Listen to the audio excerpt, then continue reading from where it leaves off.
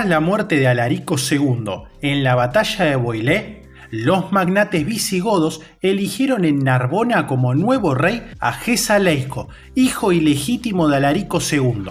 Gesa Leico intentó defender Tolosa, la capital del reino, pero se vio obligado a replegarse hacia Hispania.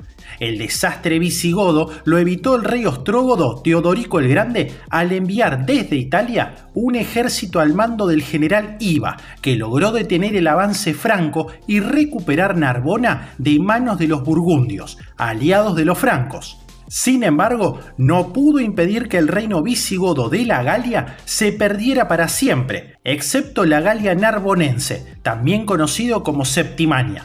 En el 511, por razones desconocidas, Gesa Leico rompió la alianza con los ostrógodos y se enfrentó a ellos. Resultó derrotado y huyó primero al norte de África buscando el apoyo del reino de los vándalos, de los que solo obtuvo dinero pero no apoyo militar, y luego fue a la Galia, donde consiguió organizar un ejército con el que cruzó los Pirineos, pero fue de nuevo derrotado cerca de Barcino, la actual Barcelona. Gesa Leico huyó entonces al reino de los burgundios, donde fue capturado y ejecutado. Entre el 511 y el 526, año de su muerte, el rey ostrógodo Teodorico el Grande ejerció la regencia sobre el reino visigodo en nombre de Amalarico, un hijo legítimo de Alarico II y nieto suyo.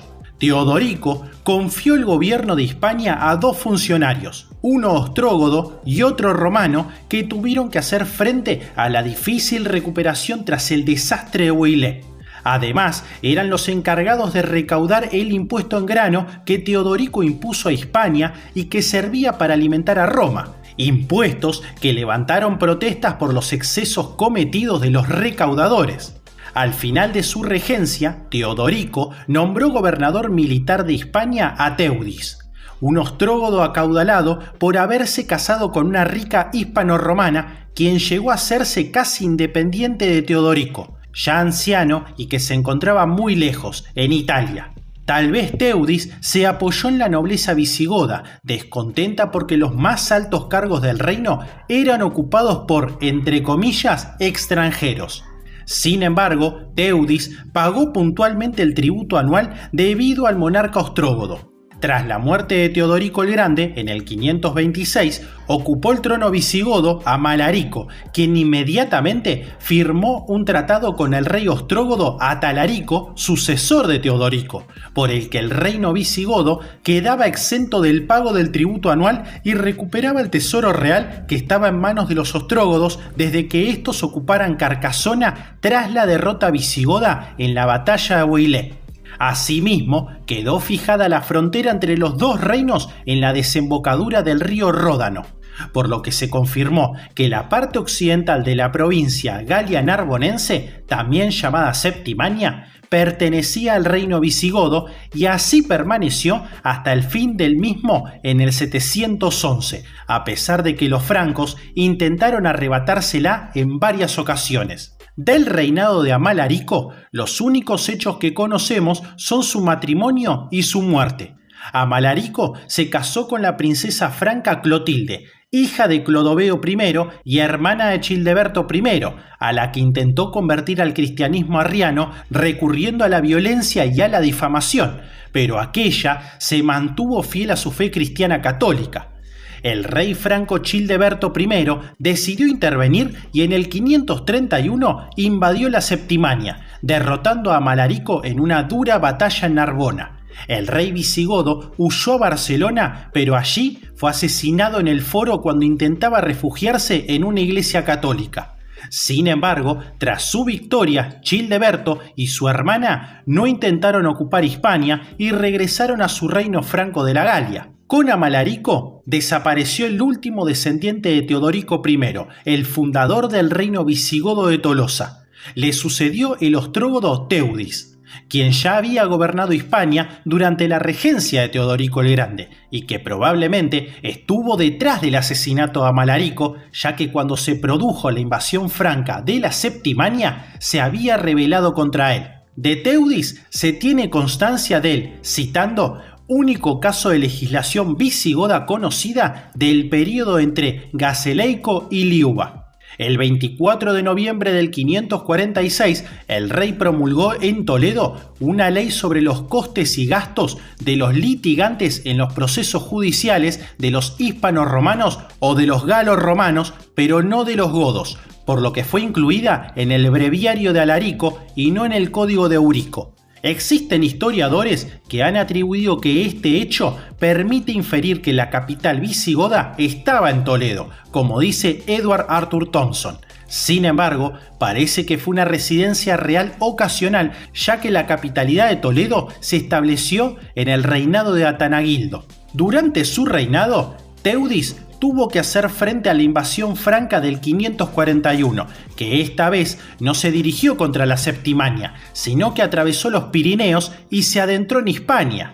Los francos devastaron gran parte de la provincia tarraconense y sitiaron Zaragoza durante casi 2 meses. Según el cronista franco Gregorio de Tours, abandonaron el sitio gracias a la acción milagrosa de la túnica de San Vicente Mártir, aunque en realidad se retiraron porque el general visigodo Teudigiselo los derrotó. Solo dejó vivos a unos cuantos francos a cambio de un rescate, al resto los mató. Era la primera vez que los visigodos derrotaban a los francos y durante más de medio siglo estos no volvieron a atacar.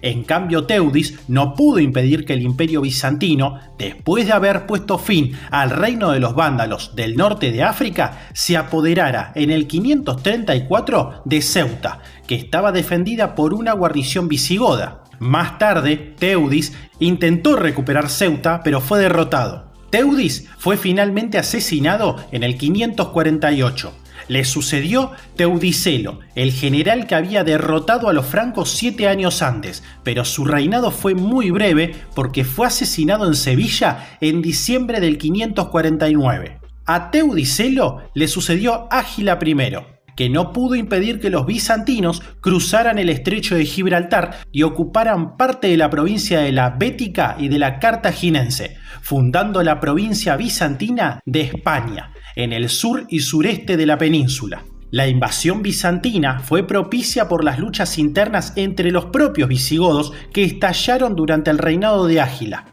En el 550 se inició la primera rebelión que tuvo lugar en Hispania contra los godos, con su epicentro en la ciudad de Córdoba, y que consiguió derrotar al ejército de Ágila, quien perdió a su hijo y el tesoro real. Mientras Ágila se refugiaba en Mérida, Atanagildo, un noble visigodo, se rebelaba también en Sevilla y pedía ayuda a los bizantinos situados al otro lado del estrecho. Así, en junio o julio del 552, un ejército bizantino al mando de Liberius desembarcaba en el sur de Hispania, uniendo sus fuerzas a las de Atanagildo. 3 años después, en marzo del 555, Ágila era asesinado por sus propios partidarios, quienes proclamaron a Atanagildo como rey para que rompiera su alianza con los bizantinos y los combatiera y expulsara de Hispania. Atanagildo fracasó en su intento de recuperar la zona ocupada por los bizantinos, lo que tampoco consiguieron sus sucesores durante casi 3/4 de siglo. Se consolidó así la provincia bizantina de España, que se convirtió en la posición más occidental del emperador Justiniano, que intentaba recuperar la unidad del antiguo imperio romano. Tampoco consiguió dominar a los rebeldes de Córdoba y tuvo que hacer frente a otras revueltas. Casó a sus 2 hijas, Brunegilda y Galsuinda, con los reyes francos Sigeberto I de Austrasia y Chilpérico I de Neustria, aunque al parecer no lo hizo para fortalecer su frontera norte, sino que la iniciativa partió de los reyes francos merovingios. Varios historiadores concluyen que Atanagildo dejó el reino arruinado y el año de su muerte, en el 568, el reino daba la impresión de que se iba a fragmentar en una serie de reinos independientes, pero Atanagildo fue el primer rey visigodo desde Eurico que murió en su lecho. Tras la muerte de Atanagildo, transcurrieron 5 meses sin que se hubiera elegido un nuevo rey, y sin que sepamos las razones.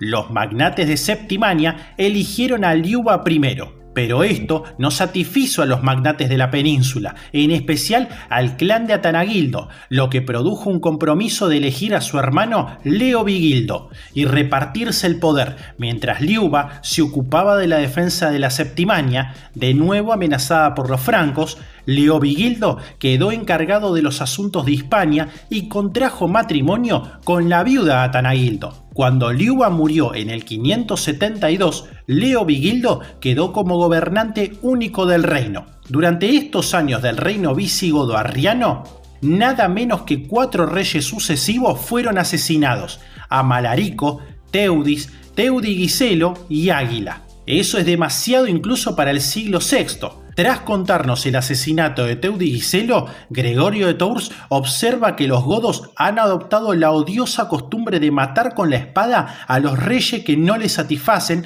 y hacer rey a cualquiera que les venga la gana. Isidoro de Sevilla parece incluso desaprobar a los asesinos de Águila. De hecho, el principio de la sucesión hereditaria al trono nunca arraigó entre ellos, aunque algunos reyes intentaron implantarlo por todos los medios. La forma de la sucesión constituía todavía un problema sin resolver cuando el reino fue destruido. El reinado de Leovigildo se conoce con detalle gracias a la extraordinaria crónica escrita por Juan de Viclaro, un monje godo católico de Escalabis, la actual Santarém, quien, a pesar de haber sido desterrado por Leovigildo, escribió encendidos elogios de este monarca, quien, de manera sorprendente, consiguió restaurar en sus antiguos límites la provincia goda, disminuida hasta entonces por las rebeliones. Entre el 570, cuando solo estaba asociado al trono, y el 578, cuando ya llevaba 6 años siendo rey,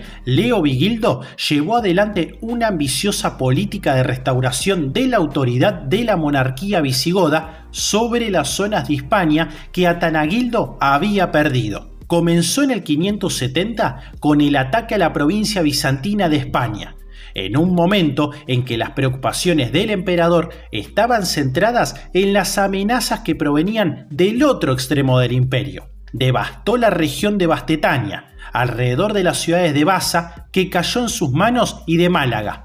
En la campaña del año siguiente capturó a Sidona, que fue entregada por un tal Frumentarios, de nacionalidad desconocida, y los soldados de la guarnición bizantina fueron muertos. Sin embargo, Leovigildo no pudo tomar ninguna otra ciudad y ya no volvió a combatir contra ellos. Su siguiente objetivo fue poner fin a la rebelión de Córdoba, que había comenzado en tiempos de Águila y que Atanagildo no había conseguido reprimir. Al mismo tiempo, tuvo que hacer frente a una revuelta campesina que se desarrolló cerca de allí y que le obligó a someter a muchas ciudades y fortalezas. Años más tarde, en el 577, también tuvo que acabar con una segunda revuelta de campesinos que se produjo en Orospeda, la parte oriental de Sierra Morena. Entre el 573 y el 576 se ocupó del noroeste del reino, fronterizo con el reino de los suevos. Así, en el 573 sometió la Savaria, un territorio del que se desconoce su localización exacta. Al año siguiente tomó la ciudad de Amaya y con ella toda la provincia de Cantabria quedó sometida. En el 575 se apoderó de la región de Orense, haciendo prisionero a Aspidius, el señor de aquel territorio. De esta forma recuperó la enorme franja de terreno de la parte visigoda de la frontera con el reino suevo, formada por Orense, Asturias y Cantabria, y que en la práctica eran independientes. En el 576 penetró en el reino suevo, pero llegó a firmar la paz con su rey Miro. Durante esos años también luchó contra los runcones, pueblo independiente entre Salamanca y Extremadura. También fundó el campamento de Villa Gotorum, el actual Toro, y en el 582 la ciudad de Victoriacum, desde donde controlará los ataques de los vascores. Así pues, Leovigildo gobernó toda la península ibérica, aparte de la provincia bizantina y el reino suevo, a los que había puesto en peligro, y a los vascones en el norte, a los que los reyes godos nunca consiguieron subyugar. Celebró el final de sus campañas fundando en Celtiberia la ciudad de Recópolis, llamada así por el nombre de su hijo menor, Recaredo. Es el único rey germano que fundó una nueva ciudad. Sus ruinas están todavía en la colina del Cerro del Oliva, mirando al Tajo, al sur del pueblo de Zorita de los Canes. Al mismo tiempo que restablecía el dominio territorial de la monarquía visigoda, Leovigildo se ocupó de fortalecer el poder del rey. Para ello, por primera vez en la historia del reino visigodo, se vistió con ropajes que le distinguieran de sus súbditos y adoptó el ceremonial de la corte del emperador bizantino, poniendo fin así también al fácil acceso que tenían los nobles visigodos al rey, como ocurría con los antiguos jefes germánicos. Isidoro de Sevilla dice que llevaba ropajes regios y estaba sentado en su trono. Con la misma finalidad, mandó a acuñar monedas totalmente diferentes de las bizantinas, que mostraban el busto del rey y su nombre. Leovigildo también quiso poner fin al eterno problema de la sucesión al trono, intentando conseguir que la monarquía visigoda fuera hereditaria. Para ello, como había hecho con su hermano Liuba I con él, en el 573 asoció al trono a sus dos hijos, Hermenegildo y Recaredo, con la idea de que le sucedieran a su muerte. Pero su acción tuvo un éxito relativo. Su primer hijo, Hermenegildo, se rebeló contra él y fue ejecutado, por lo cual le sucedió su segundo hijo, Recaredo, y a este le sucedió su hijo, pero Liuba II fue destronado y asesinado en el 603, solo 2 años después de haber sido proclamado rey. Leovigildo llevó a cabo una revisión completa del Código de Éurico, por el que se regían los visigodos, lo que dio nacimiento a un nuevo código, que es conocido como el Código de Leovigildo, pero su título original no ha llegado hasta nosotros, ya que no se ha conservado ninguna copia del mismo. Su contenido lo conocemos gracias a que 304 de sus leyes fueron incluidas sin cambio alguno en el Código de Recesvinto, publicado a mediados del siglo siguiente y en el que aparecen con el nombre de Leyes Antiquae. Entre las 9 leyes que promulgó, destaca una por la que abolió la prohibición de los matrimonios mixtos entre godos e hispano-romanos. El sentido de esta ley ha sido objeto de debate. Algunos historiadores han defendido que su propósito era convertir a visigodos y a hispanos romanos en un pueblo unido. Pero Thompson afirma rotundamente que no se trata de eso. Según este historiador británico, el rey dio sus motivos en el texto de la ley y no decía nada acerca de un cambio de política de tal alcance en las relaciones entre pueblos. Según sus propias palabras, la antigua ley había perdido su fuerza y la revocaba porque no podía dársela de nuevo. Su acción no formaba parte de un intento sistemático de unir a los dos pueblos de su reino. No tenemos pruebas de que algo así hubiese jamás existido en su mente. De hecho, conocemos varios casos de matrimonios mixtos en el siglo VI, cuando todavía eran ilegales, mientras que, cosa curiosa, sabemos de muy pocos a partir del siglo VII, cuando eran legales. Tampoco tenemos pruebas de que Leovigildo retirase en ningún aspecto el trato de favor del que los godos disfrutaban con respecto a sus vecinos hispano-romanos. En relación con el supuesto propósito de crear un pueblo único fusionando a visigodos e hispano-romanos, Leovigildo ha sido acusado de haber puesto fin a la tolerancia de los reyes visigodos arrianos hacia los católicos de su reino y hacia su iglesia y haberlos perseguido. En el 579, Hermenegildo se había casado con una princesa franca católica llamada Ingunda, hija de Sigeberto I, el rey de Austrasia. La personalidad de esta chocó con Goswinta, mujer de Leovigildo, que era arriana. Esto llevó a Leovigildo a mandar a su hijo a Sevilla, encargado del gobierno de la Bética, con una amplia autonomía. En Sevilla, Hermenegildo conoció a Leandro, hermano de Isidoro de Sevilla, que junto con la influencia de su mujer hacen que Hermenegildo se convierta al catolicismo. Además, dio un segundo paso que fue la acuñación de moneda con el título de rey. Se levantó en armas contra su padre y pidió apoyo a los bizantinos en el 582. La primera reacción del padre fue reunir un sínodo arriano en Toledo e intentar negociar con su hijo una salida a la situación, pero no se llegó a un acuerdo, lo que provocó una guerra civil. En el 582, Leo Vigildo se dirigió con su ejército a Mérida, donde había muchos seguidores de Hermenegildo, y tomó la ciudad. En el 583 reunió un gran ejército e impidió que los bizantinos intervinieran en el conflicto. Después atacó Sevilla y venció a un grupo de suevos bajo el rey Miro, que había venido a socorrer a Hermenegildo. Tomó y restauró Itálica y se asentó en ella con su ejército hasta que tomó Sevilla al asalto. Hermenegildo se trasladó a Córdoba, donde fue apresado por el ejército de Leo Vigildo. Hermenegildo fue trasladado a Valencia y desde allí a Tarragona, donde fue asesinado probablemente por orden de su padre. Fue considerado por la Iglesia Católica como un mártir. Al morir por ser católico y 10 siglos después fue canonizado como San Hermenegildo. Los cronistas hispanos y visigodos de la época hablan de él como un tirano, mientras que los escritores extranjeros lo tratan de mártir. Por otro lado, según Gregorio de Tours, Leo Vigildo, poco antes de morir, se convirtió al catolicismo. Tras la muerte del rey suevo Miro en el 583, le sucedió su hijo Eborico, pero la derrota ante los visigodos, que quebrantó la fortaleza militar del reino suevo, y el malestar creado entre la aristocracia del reino por la renovación por el nuevo rey de la fidelidad a Leo Vigildo, jurada por su padre, pudieron ser las causas de que al año siguiente Eborico fuera destronado por su cuñado Andeca y obligado a ingresar en un convento. Andeca, para fortalecer su posición, se casó de inmediato en segundas nupcias con la viuda del rey Miro, Siseguntia. Leo Vigildo no intervino enseguida porque todavía estaba intentando acabar con la rebelión de Hermenegildo,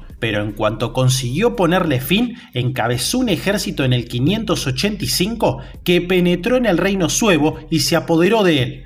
El rey Audeca fue recluido en un monasterio y Leo Vigildo se hizo con el tesoro real. Así dejó de existir el reino suevo, que quedó convertido en una provincia del reino visigodo de Toledo. Tras la marcha de Leo Vigildo, hubo un intento de restauración del reino por parte de un tal Malarico, pero fue derrotado por los ejércitos visigodos. Como consecuencia de la conquista, fueron establecidos obispos arrianos en Viseo, Lugo, Tuy y Oporto. En el 586 muere en Toledo Leo Vigildo y le sucede su otro hijo, Recaredo, que adoptó como madre a Goswinta, que no era su madre natural, pero lo hizo debido al poder que tenía esta mujer. Recaredo, desde el comienzo, ya mostró su intención de abrazar el catolicismo. Lo primero que hizo fue buscar y matar al verdugo de su hermano llamado Sigberto, con lo que se atrajo el apoyo de los católicos. En el 587 reunió un sínodo arriano en Toledo y en él se produjo un debate religioso. Al final, la decisión fue que era mejor convertirse al catolicismo antes que intentar que toda la población se convirtiera al arrianismo. Pero esta conversión del pueblo no fue tan fácil y en ciudades como Mérida y en la región de Septimania hubo una fuerte oposición a esta conversión. Ante esta situación, Recaredo convocó el Tercer Concilio de Toledo. En Mérida se levantaron algunos magnates y quisieron derrocar al rey y al obispo masona, que tenían un gran poder y riqueza, pero el dux de Lusitania, Claudius, la sofocó. En Septimania pidieron ayuda a los francos, pero fracasaron en el intento. También Goswinta se rebeló, pero dada su avanzada edad no tuvo éxito. En tiempos de Leo Vigildo y Recaredo hubo relaciones con los francos, además de tensiones por la Septimania. Hubo una serie de enlaces entre los francos y los visigodos. Así Recaredo se casó por poderes con Regunta y después con Clodosilda, que tampoco llegó a realizarse. Finalmente se casó con la visigoda Vado. Los concilios de Toledo van a ser muy importantes, ya que a partir de este momento, gracias a sus actas, se conoce gran parte de lo que ocurría en el reino, no solo en lo religioso, sino también en lo político, social y administrativo. El tercer concilio empieza el 8 de mayo del 589 y se tratan aspectos religiosos y de administración pública. En el aspecto religioso, en el concilio, los representantes de la Iglesia Católica ofrecieron a la firma de Recaredo un documento en el que adjuraba del arrianismo, además de tener que hacer una profesión pública en nombre del pueblo visigodo. El concilio trató todo lo que estaba escrito en el tomo regio. En adelante, todos los concilios tendrían un libro en donde se analizarían todos los problemas del reino y se aportaría la documentación necesaria. Ese tomo regio tenía 23 cánones o propuestas y se